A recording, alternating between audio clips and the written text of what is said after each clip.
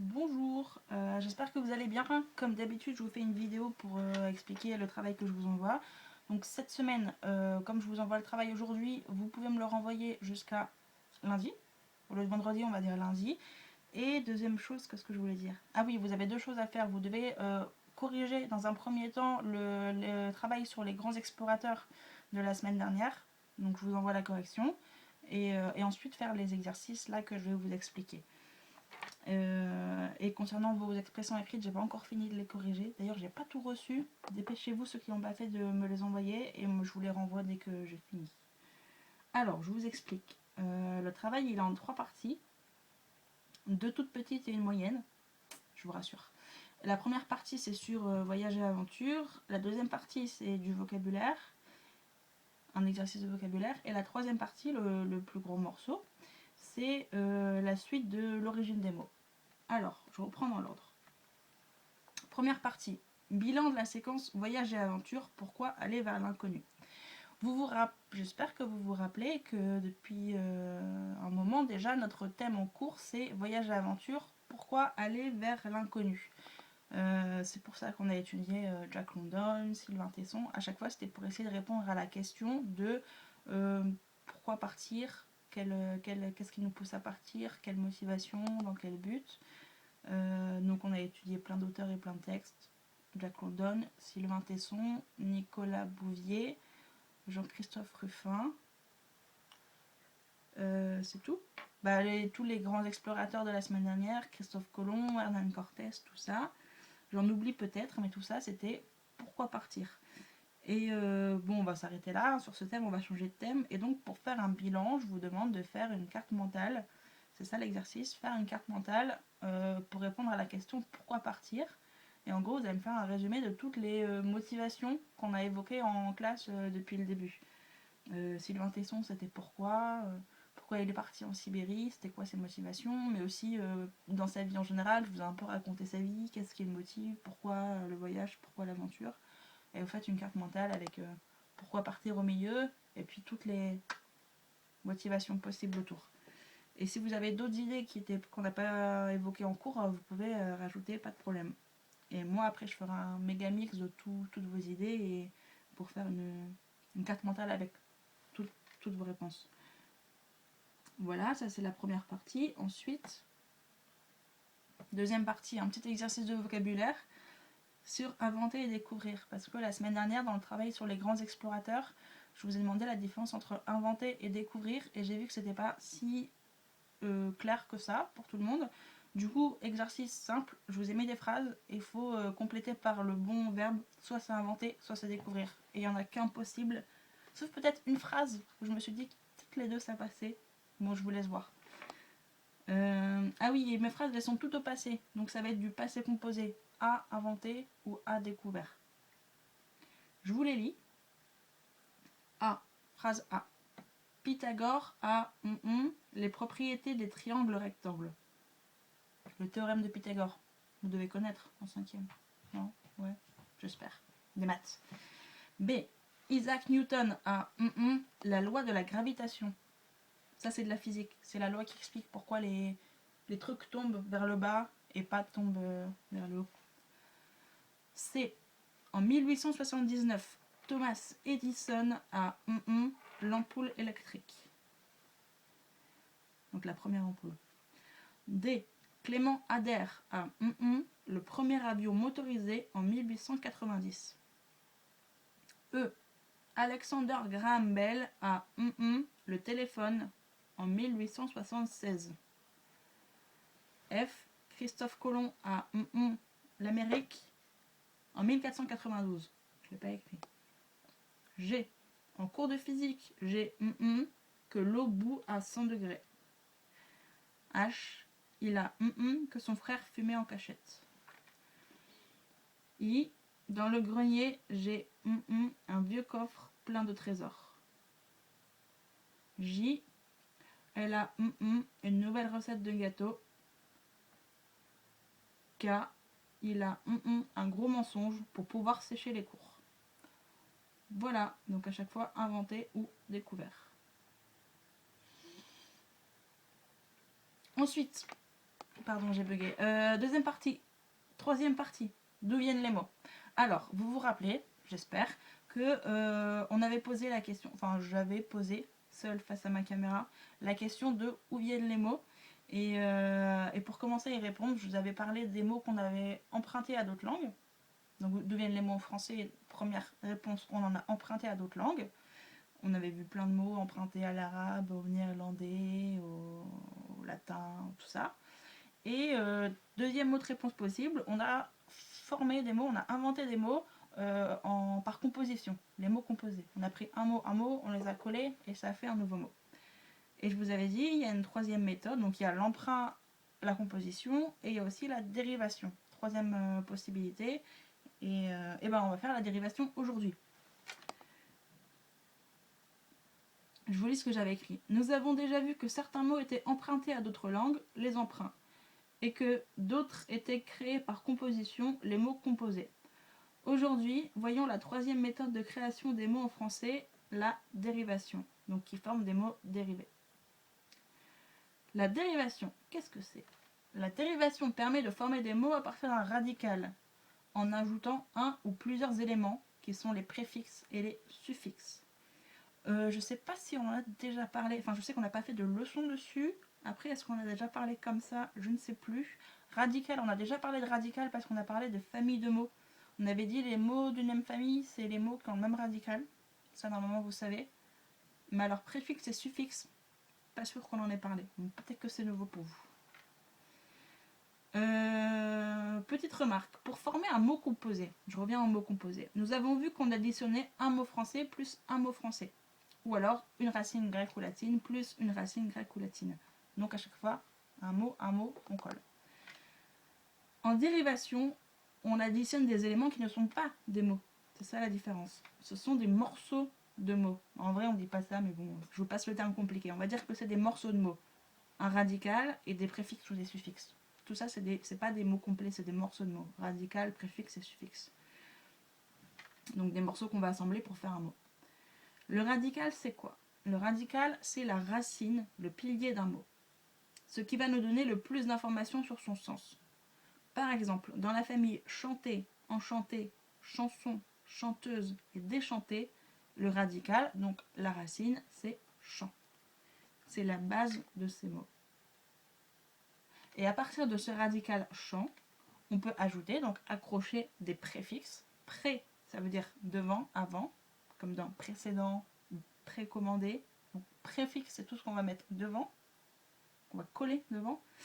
Et des suffixes, su, suivant, donc derrière, après. Donc on a le radical et on colle des préfixes devant et des suffixes derrière. Là, je vous ai fait un petit tableau pour vous montrer. À partir du radical chant, on a collé des préfixes comme en ou comme des, et des suffixes comme et, on, euse, et, pour former les mots chanter, enchanter, chanson, chanteuse, déchanter.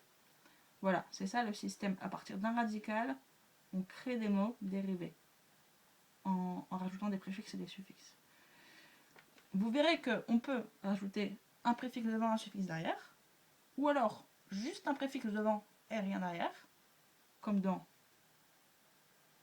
il n'y a pas d'exemple, ou alors juste un suffixe derrière et rien devant, comme dans chanson, il n'y a rien devant, ou alors devant et derrière, comme dans déchanter. Et parfois même, c'est pas forcément un, ça peut être deux préfixes ou deux suffixes. Je vous ai mis remarque, on peut ajouter plusieurs préfixes ou bien plusieurs suffixes. On n'est pas limité. Bon, ça va rarement au-delà de deux, hein. Sinon ça fait des mots vraiment badass. Par exemple, à partir de poser, on a fait composer, puis recomposer. Donc recon, il y a deux préfixes. Ou alors, à partir de joie, le radical de joie, on a fait joyeuse et joyeusement. Donc il y a euse et ment qui sont deux suffixes. Voilà. Deuxième remarque. On avait dit, en parlant de famille de mots, on avait dit qu'une famille de mots, c'était l'ensemble des mots qui ont le même radical. Maintenant qu'on connaît la dérivation et les dérivés, on peut dire ça autrement. Et on peut dire aussi qu'une famille de mots, c'est l'ensemble des mots dérivés formés sur le même radical. C'est une autre façon de dire la même chose. Mais comme ça, on se la pète parce qu'on voit qu'on connaît les mots dérivés. Alors, focus sur les préfixes. Donc, ce qu'on met devant, qu'on va coller devant le radical. Les préfixes s'ajoutent avant le radical. Ils changent le sens du mot, mais pas sa classe grammaticale. La classe grammaticale, c'est la même chose que la nature du mot. C'est nom, adjectif, c'est qu'est-ce que c'est comme mot. Un nom, un adjectif, un verbe, un adverbe. Ça, c'est la classe grammaticale ou alors la nature du mot. Donc on dit que les préfixes qu'on colle devant, ils vont pas changer la classe grammaticale. Ça veut dire que si on prend un verbe et qu'on lui colle un préfixe, ce sera toujours un verbe. Par contre, ça va changer le sens. Exemple. Visible, si on rajoute le préfixe un, ça fait invisible. Facile. Un, quand on rajoute un, ça veut dire le contraire. Invisible, c'est le contraire de visible. Donc vous voyez que effectivement, ce préfixe en plus, ça change le sens. Entre visible et invisible, c'est pas la même chose. C'est même le contraire, l'opposé. Donc oui, un préfixe change le sens d'un mot. Est-ce qu'il change la classe grammaticale du mot? Bah, visible, c'est un adjectif. Invisible, c'est toujours un adjectif. Donc, non. Donc, on revient bien à ce qu'on avait dit. Le préfixe va changer le sens du mot, mais ne va pas changer sa classe grammaticale. Deuxième exemple. Poser. Poser, si on rajoute re, ça fait reposer. Donc, le préfixe re, c'est répétition. Refaire, recommencer. Donc, ça change le sens. Parce qu'entre poser et reposer, oui, il y a un lien, mais ça ne veut pas dire la même chose. Donc, ça a changé le sens. Mais on avait un verbe, on a toujours un verbe, donc la classe grammaticale n'a pas changé. Voilà. Ensuite, je vous ai mis un tableau avec plein de préfixes que vous ne devrez jamais apprendre par cœur, ne vous inquiétez pas. De toute façon, vous les connaissez déjà en fait. Mais c'est juste pour vous montrer tous les préfixes qu'on connaît sans faire attention. Et c'est pas mal d'en prendre conscience parce que comme ça, après, ça nous permet de comprendre des mots qu'on connaît pas forcément. Quand on voit un mot inconnu, on fait ah, mais là il y a re, il y a un. Du coup, je devine ce que ça veut dire. C'est assez cool. Alors, je vous ai fait un tableau avec 3 colonnes. La première colonne, bah plutôt au milieu, c'est les préfixes. À gauche, je vous ai mis le sens, ce que ça veut dire. Et à droite, des exemples. Par exemple, en première ligne, des préfixes qui donnent l'idée de rapprochement. Ça va être tout ce qui est avec un a, ad, a, ac, af, ap, at, as. Tout ça, c'est rapprochement. Par exemple, amener, accompagner, apporter. Apporter, porter. Je porte un truc, je porte mon crayon. Et si je l'apporte à quelqu'un, je le rapproche de lui pour le donner. Inverse, éloignement, ça va être tout ce qui est ex ou et. Exporter, émettre. Si j'émets un son, le son il sort de ma bouche et il part. Donc éloignement. Si j'exporte des marchandises, ça veut dire que je les produis par exemple en France et qu'ensuite je vais les vendre dans d'autres pays. Donc ça part. Ensuite, les suffixes qui expriment l'idée de négation ou de privation. Donc quand on enlève quelque chose, quand il manque quelque chose, ça va être, il y en a deux. Il y a tout ce qui est a, an, par exemple analphabète, alphabet, an, donc quelqu'un qui ne connaît pas l'alphabet, c'est un analphabète, donc c'est quelqu'un qui ne sait pas lire, ou pas écrire, enfin qui n'a pas appris. Amorphe, morphe en grec c'est la forme. Amorphe ça veut dire qu'il n'a pas de forme. Par exemple, si je m'étale sur mon canapé devant Netflix en mode gros sac, on peut me dire que je suis amorphe parce que j'ai pas de, je me tiens pas bien donc j'ai pas de forme. Voilà. Ou alors dans négation privation il y a aussi les i, in, il, im, ir.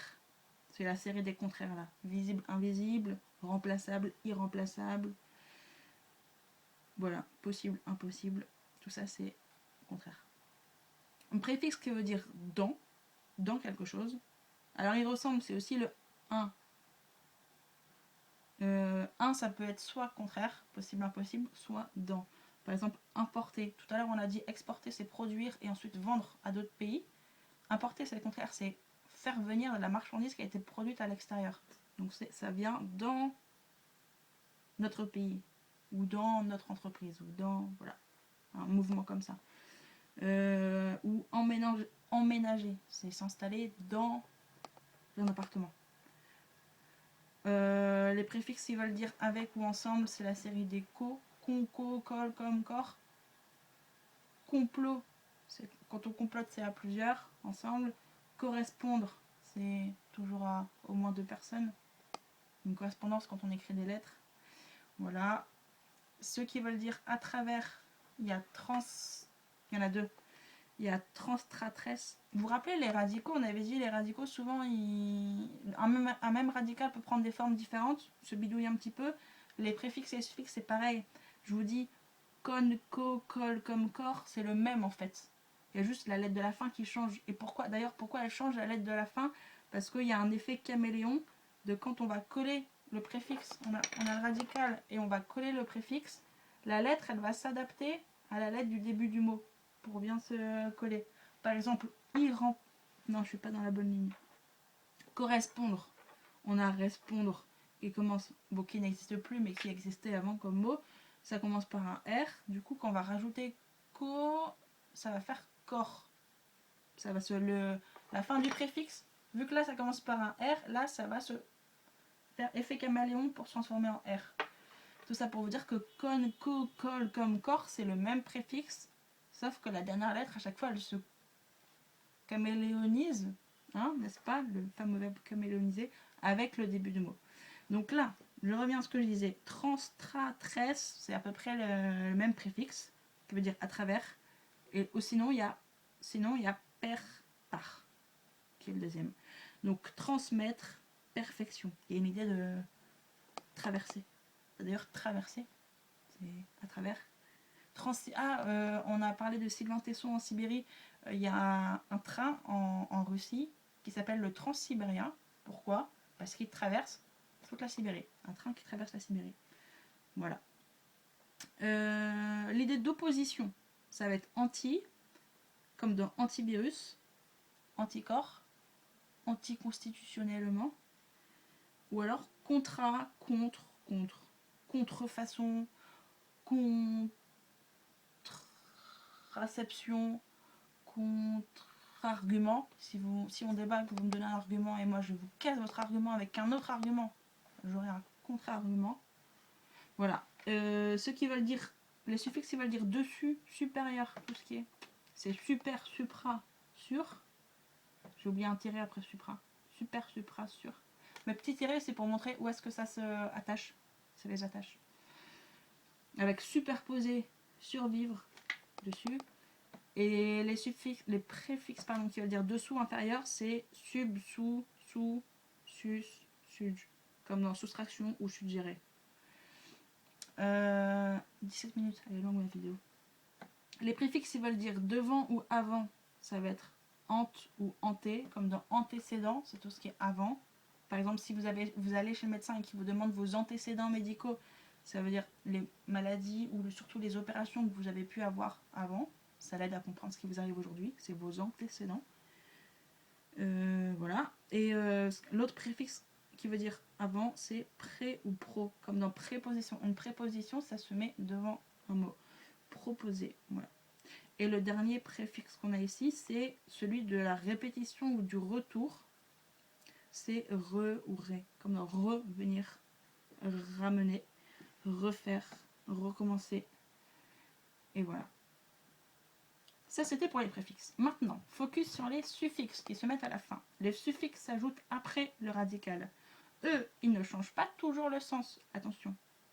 Ils ne changent pas toujours le sens du mot. Par contre, ils changent sa classe grammaticale. C'est-à-dire qu'un verbe où on va rajouter un suffixe, ce sera pour en faire un nom ou un adjectif ou autre chose. Il change de classe grammaticale. Par exemple, grand. À partir de l'adjectif grand, combien de mots on peut construire avec des suffixes?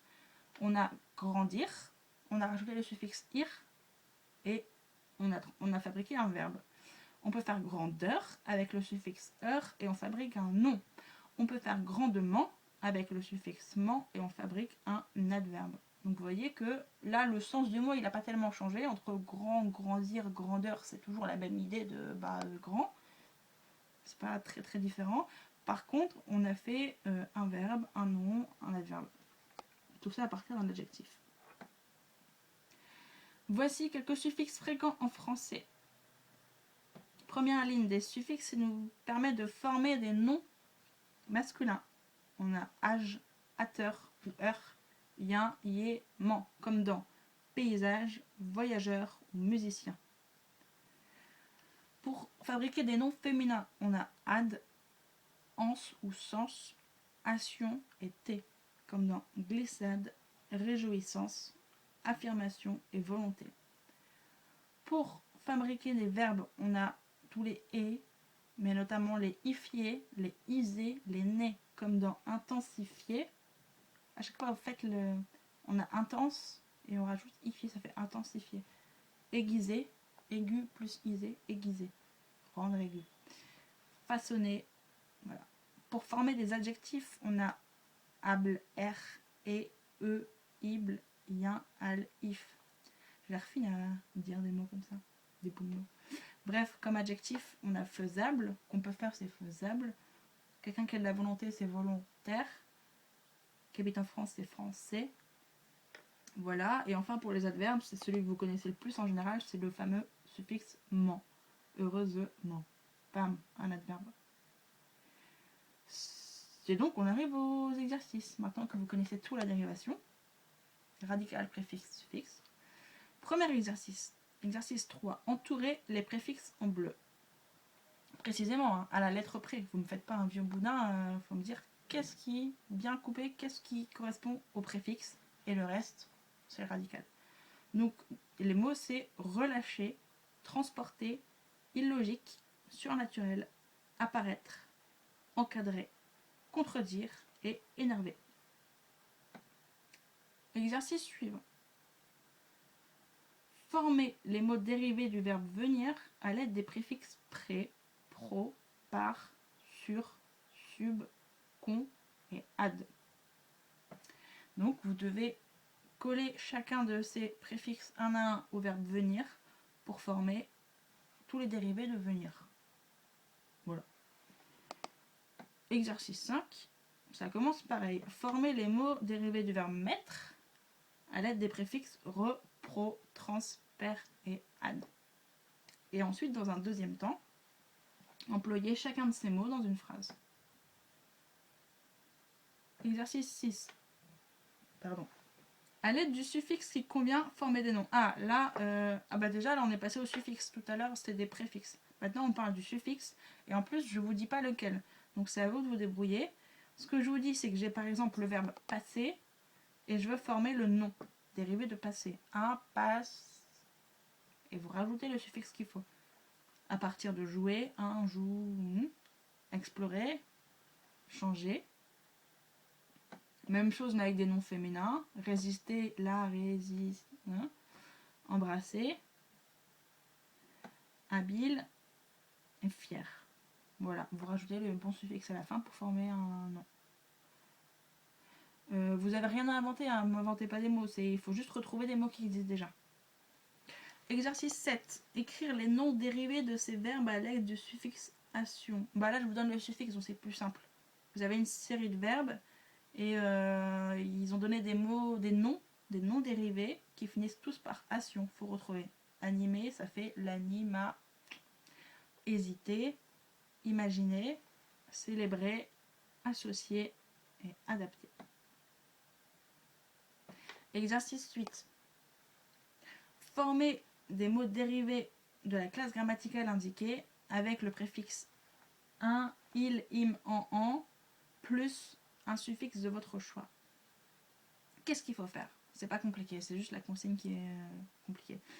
Je vous donne un mot, par exemple prison, et je vous dis je veux un verbe, le verbe dérivé de prison, sachant que à chaque fois il faudra mettre un préfixe et un suffixe. Le préfixe, je vous le donne, ce sera un, il, im, en ou en. C'est un de ceux-là.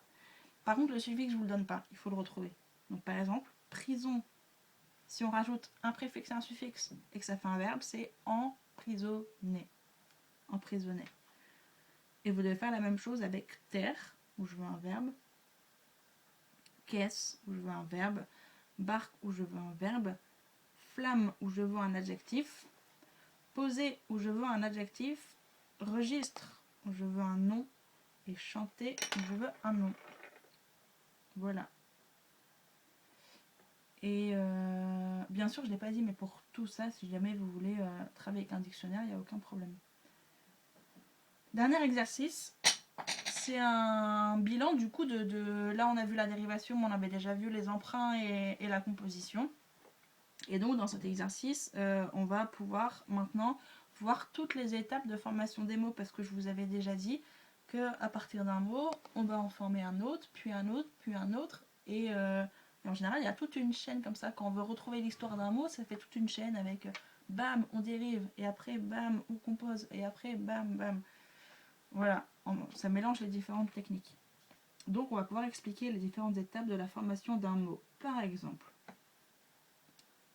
les mots emportement et emporte-pièce. Je vous ai mis la chaîne, donc porter a donné emporter qui a donné emportement, mais aussi porter a donné emporter qui a donné emporte-pièce. Un emporte-pièce, vous voyez ce que c'est? C'est quand on fait la cuisine, c'est quand on veut faire des biscuits. C'est un espèce de pochoir comme ça en métal pour faire la forme du biscuit. C'est ça un emporte-pièce. Et donc, j'ai fait ce que vous allez devoir faire pour les mots suivants, c'est que j'ai expliqué les différentes étapes. J'ai dit qu'à partir de porter, pourquoi j'ai mis ER en vert? Laissez tomber, hein. Porter, normalement il n'y a rien en couleur. Donc à partir de porter, on a une première étape qui était de la dérivation. On a rajouté le préfixe en, et ça a fait emporter.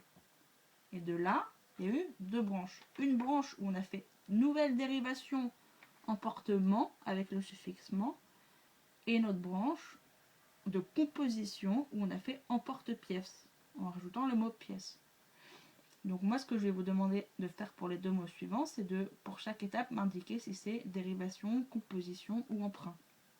Et si c'est de la dérivation, vous me dites quel préfixe et quel suffixe.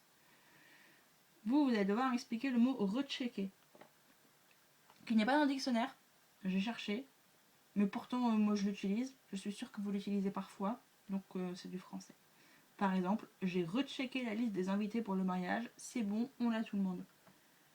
Checker, ça veut dire vérifier. Donc rechecker, c'est revérifier. Donc vous devez, pareil, m'indiquer les étapes. Sachant que je vous aide quand même, je vous donne la suite de mots. On a check en anglais, qui devient checker en français, qui donne rechecker, toujours en français. Le fait que je vous indique les langues devrait vous donner un indice. Si on parle de langue, c'est qu'il y a de l'emprunt. Voilà, donc vous me dites c'est quoi l'étape entre check et checker, dérivation, composition, emprunt. Et c'est quoi entre checker et rechecker, dérivation, composition, emprunt. Même chose pour le mot empoisonnement, parce qu'il faut finir sur une note joyeuse. On a poison qui donne empoisonné, qui donne empoisonnement. Et vous me dites c'est quoi les différentes étapes avec les préfixes et les suffixes. Voilà, c'est tout pour aujourd'hui. Désolée, c'est une vidéo un peu longue et en même temps j'avais écrit tellement de choses qu'il fallait tout vous lire. J'espère que ça va. Si c'est... Il y a beaucoup, mais beaucoup de petites choses. Hein. C'est des exercices où à chaque fois je vous demande d'écrire 3 mots. Donc je me suis permis d'en mettre beaucoup. Si jamais c'est vraiment dur et vraiment trop, surtout dites-moi et on s'arrangera. Mais je pense que c'est faisable. Voilà. Mais n'hésitez pas à me dire s'il y a un souci ou quoi que ce soit. A bientôt!